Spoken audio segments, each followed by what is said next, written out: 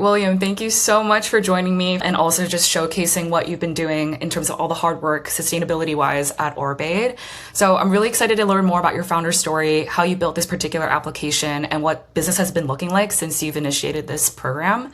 So with that being said, I would love for you to just give me an overall overview into what OrbAid is, what you do, and the type of work that you're progressing towards with this company. Thanks, Mike. I'm super excited to be featured on Bubble, and I've really enjoyed using the platform personally. And as we've grown the team has really just accelerated our feedback loops and iteration loops. So really our mission is to build greener bottom lines. And what that is partnering with professionals. So we're B2B companies. We partner with professionals to help them across all multi-site operations for these large, manufacturers, right? So, and what we do is really, really simple. With no data, folks sign up in a minute. We match them with sustainability projects. So again, with no data, they answer a couple questions like what's their job function, what do they want to do, reduce emissions, attack biodiversity. And then we match these projects to them to help save a lot of time building these business cases so they can get these things approved. And then from there, all they do is accept or reject it. So they hit one button. In a minute, they got these business cases. Then it goes into a very simple project management loop. And we help them report all those things there. So I feel like when it comes to corporate sustainability goals, people tend to overthink the complications there and shy away from actually wanting to activate those goals. But it seems like OrbAid is making that process super seamless and easy. So I definitely love to hear that. One question that I have for you for the overall industry in this space is, it seems like, to my knowledge, that a lot of these different corporate sustainability tools are focusing more so on reporting and compliance, but you definitely seem to hinge more so on the profitability targets when it comes to these goals. So you're focusing on this particular direction and advancing those targets profitably. So I just wanted to learn more about, why did that framing matter to you in terms of focusing on profits? We did a number of years of research, right? So we were very open-minded with a very high-level goal of how do we make an impact on sustainability, right? So that's very important to us.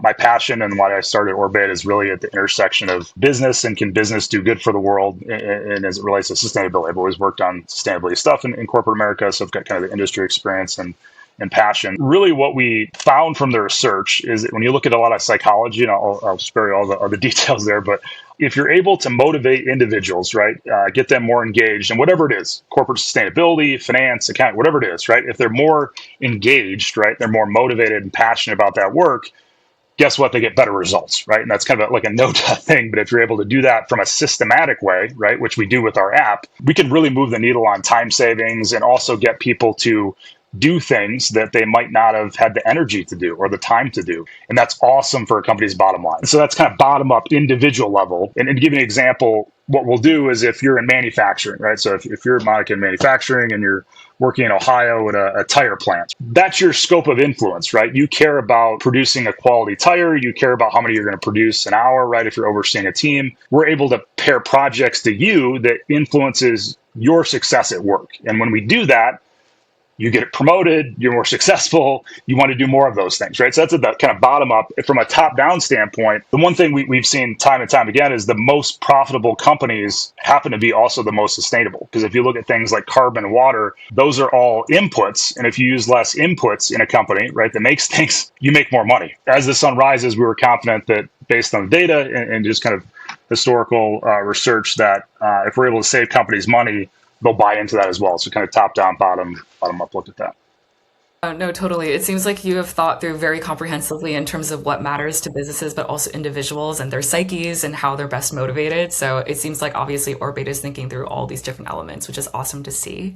Cool. So with that, would love to see a little bit more of a technical walkthrough in terms of what the product actually even looks like. So I would love to see when somebody opens up, or rather a sustainability team opens up OrbAid as a platform, what's the moment where you kind of see them realize that maybe this might be something different than other sustainability platforms that they might have trialed before? I would love to just see what that overall onboarding experience looks like and also just key features to that end. You asked a really good question. I want to make sure we highlight. So one of the things you asked a minute ago was, most corporate sustainability tools out there, they really spend a lot of time reporting essentially pollution, right? And that's not bad, right? But that's a rear view mirror look at things, right? That's what we did yesterday.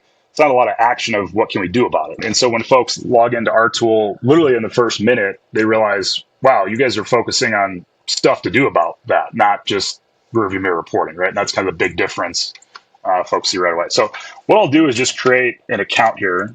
And this typically is from my experience, pretty boring for most applications. But one of the things we've been able to tap into is actually creating value for folks within the first couple minutes. Again, I'll just create a sandbox account here, and I'll show you those couple questions that folks will answer, and then they instantly get paired with real projects that real companies have done. And that helps accelerate that, really start and accelerate that flywheel, which is helping them taking more steps on that journey. So, all right, so actually, Okay, gotta love the multi-factor authentication for sure.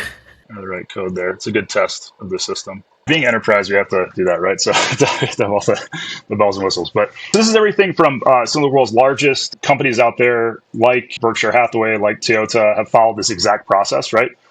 To initially sign up as one user, which is very different from most enterprise tools, right? So we allow a very low barrier to entry. And so I'll just create a dummy account here for myself, a little sandbox account. And I'll make it ZF, an auto company.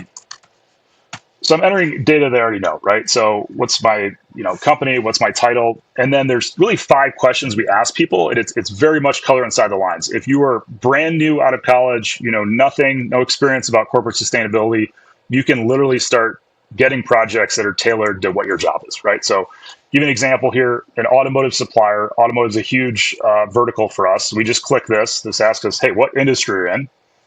Most folks know that, right? You can click that, then all you have to do is click next. And then from there, this is what you do, right? So most folks know the answer to this question as well.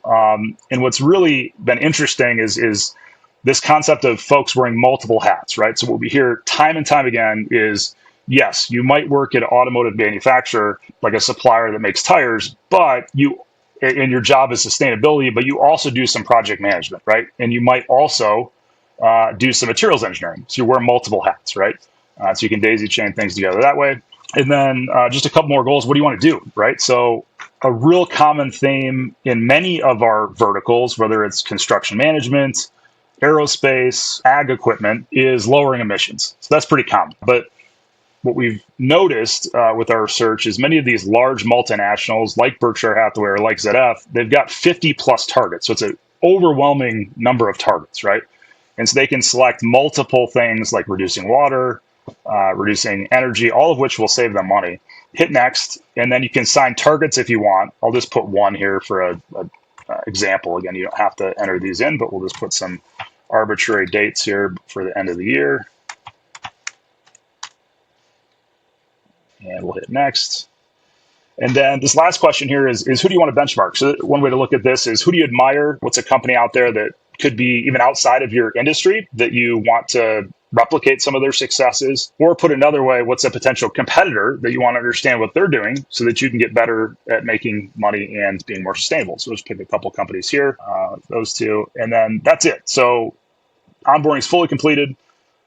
Typically it takes about a minute. And then this is the first thing folks see right out of the box is a series of sustainability projects. And we can just dive into some of these.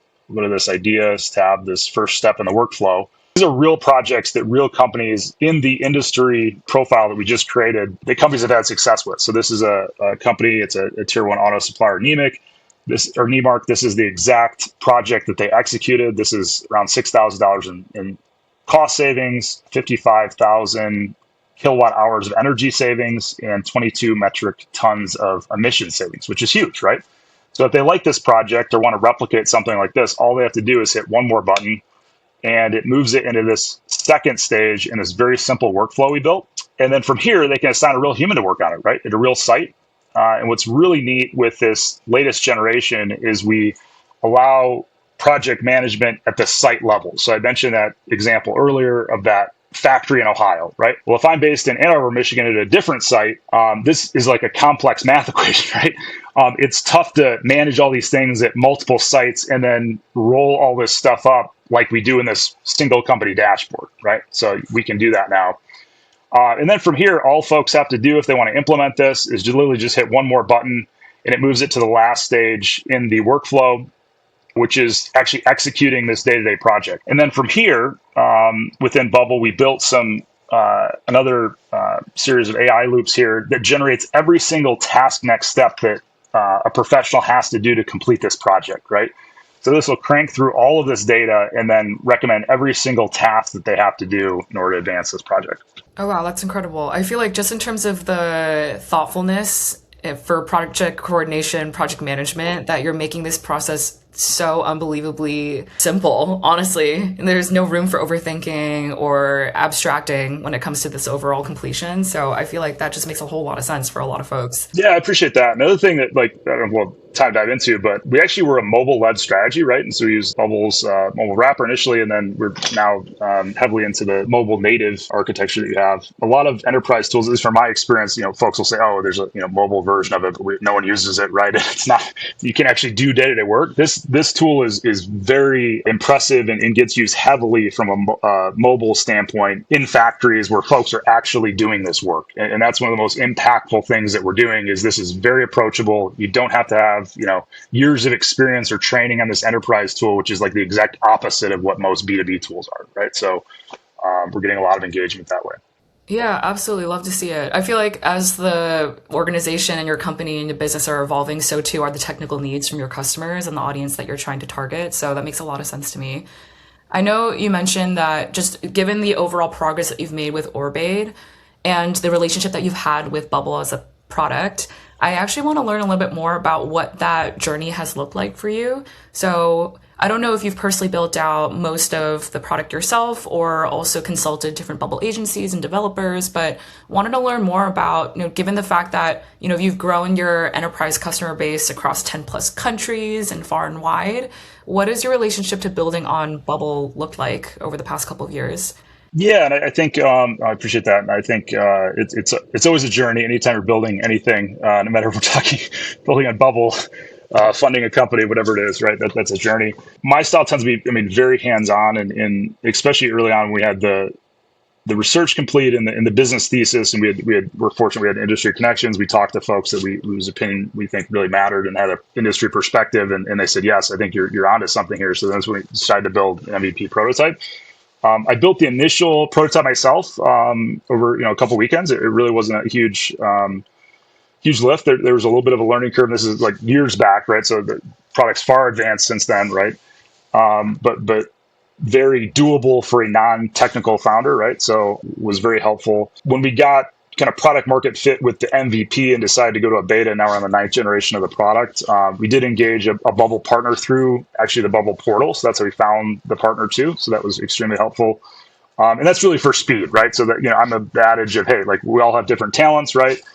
Doesn't mean we can't do multiple things, right? You got to it as a startup, right? But at the end of the day, I'm not as fast as what we need to go, and my time is better used moving other things faster with those skills, right? So, and we engaged a partner called Shakora, who's been fantastic and continues to really act as accelerant for us. And I think that's one of the nice things about the platform too, which I believe even larger companies are tapping into too. You can have a core tech team, but the ability to have on-demand engineering, whether it's front and back end resources, simultaneously using a platform like Bubble from a global perspective gives you 24/7, launch and development capabilities, right? Which we for a small company very much tap into, right? So, and now just to kind of put a bow on it, we're heavy into the mobile native architecture and actually using some different workflows there to connect to the web app and vice versa. So that's been kind of a fun journey too. So.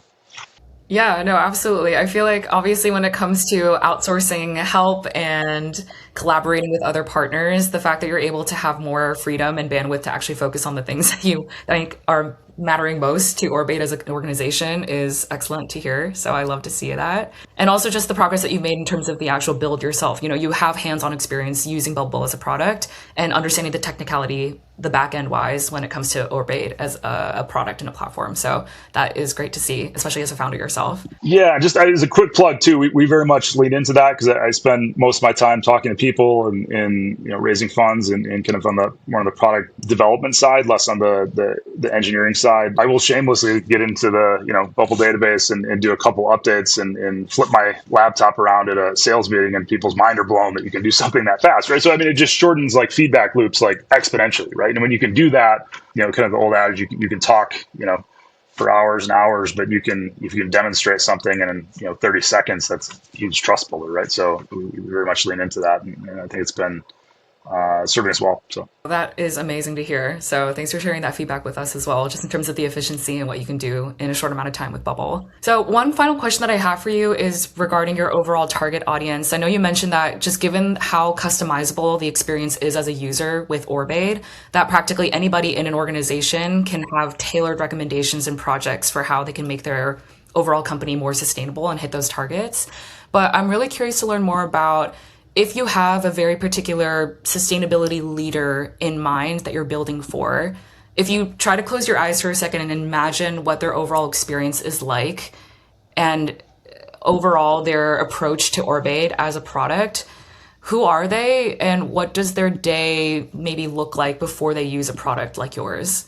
yeah, so we've spent a lot of time thinking deeply about that, talking to, at this point, thousands of people. I think we got that really dialed in, and I think that the data is starting to support that from a product market fit and scale standpoint. So our target customer is sustainability leaders and their teams, and that is specifically at manufacturers, so folks that make goods. That's my background professionally before getting heavy into tech, so kind of planes, trains, automobiles, right? That's the spaces where we have tons of connections in. Automotive is a huge vertical, construction equipment, ag equipment, aerospace, appliances. Those are spaces we know really well. We got paying customers in now. And there's also a lot of similarities between those types of organizations, what they make, and their pain points, right? So a couple of those pain points are multi-site operations. So what that means is you have a headquarters. If you're Whirlpool on the west side of Michigan, right? You've got a couple plants in Ohio. You have a couple plants in China, some in Europe, right? So you have facilities all over the place. You have an R&D center in Michigan, right? So you have multi-site operations. That complexity is something we're uniquely set up to solve. Also, publicly traded or large multinationals, right? So they tend to be in the billions of revenue. They tend to have corporate sustainability goals that are very public, right? We go after the folks that have made public commitments like Whirlpool that say, hey, we want to make money. We're a for-profit business, right? But also, we want to do it a certain way. And we feel so passionate about that. We're not just going to give lip service to that. We're going to say that we're going to reduce emissions by 51% by 2030. We're going to reduce our waste at our factories by 32% by X date, right? That's different than just saying, I want to do good in the world, right? So they're putting themselves out there. They don't have to do that, right?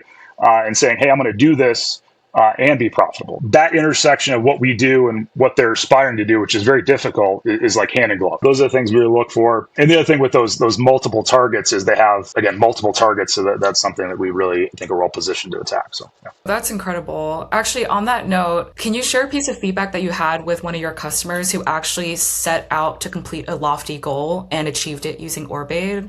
What is something that other customers that you would love to spread the message to in terms of what is actually feasible with a product like yours? Yeah, one of the things that is just so tactical lately, but I think it excites me because it's starting to see, okay, how do we get that initial light bulb to go off? Like, wow, I don't have to wear multiple hats every day. I don't have to have all these targets that are behind schedule and overwhelming, right? Because that's a little bit demoralizing, right? I mean, it's great to have these targets and try to make this impact. It's not as great going to the office every day knowing that it's not going to happen because they don't have the budget or the people working on this stuff, right?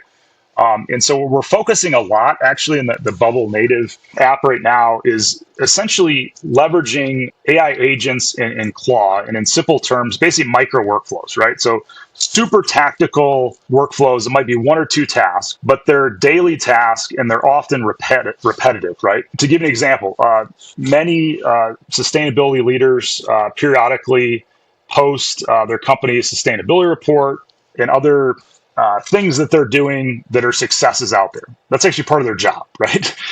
It's maybe 10%, 5%, but it's what they get paid to do, right? It takes them hours to create all these things. We now have one button in this next generation to literally just do all that in 30 seconds. And so we've got like literally 100 plus of these where it's like, what we're doing is that initial kind of wearing multiple hats. We're saving people a ton of time up front that allows them to attack all these projects that we're recommending.